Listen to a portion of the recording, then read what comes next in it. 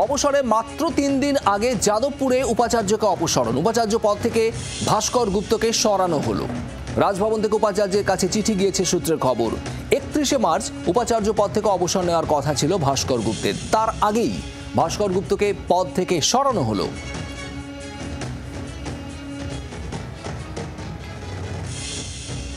হতবাক ভাস্কর গুপ্ত। এই সিদ্ধান্তের পর ভাস্কর গুপ্ত কি জানিয়েছেন শোনাবো।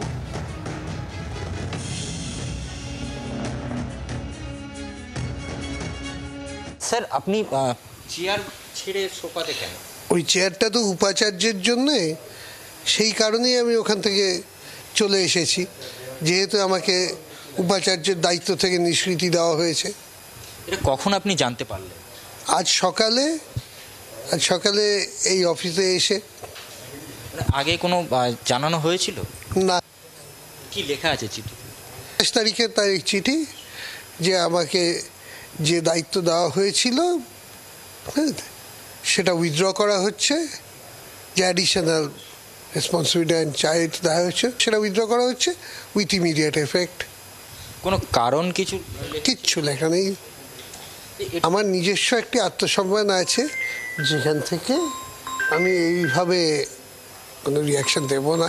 যিনি দায়িত্ব দিয়েছেন সে দায়িত্ব তুলে নেওয়ারও অধিকার তার রয়েছে। কেন অবসরের মাত্র ৩ দিন আগে যাদবপুরের উপাচার্যকে অপসারণ করা হলো? ভাস্কর গুপ্তের বক্তব্য আপনাদের শোনাচ্ছিলাম, আর এরপর আপনাদের শোনাবো শিক্ষামন্ত্রী ব্রাত্য বসু কি বলছেন।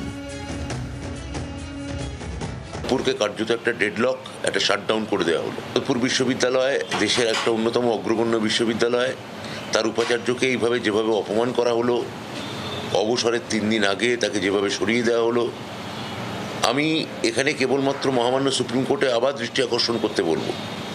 সুপ্রিম কোর্টকে আমি এটা তাকাতে বলবো। বাংলার আওয়াজ, বাঙালির আবেগ, জি ২৪ ঘন্টা।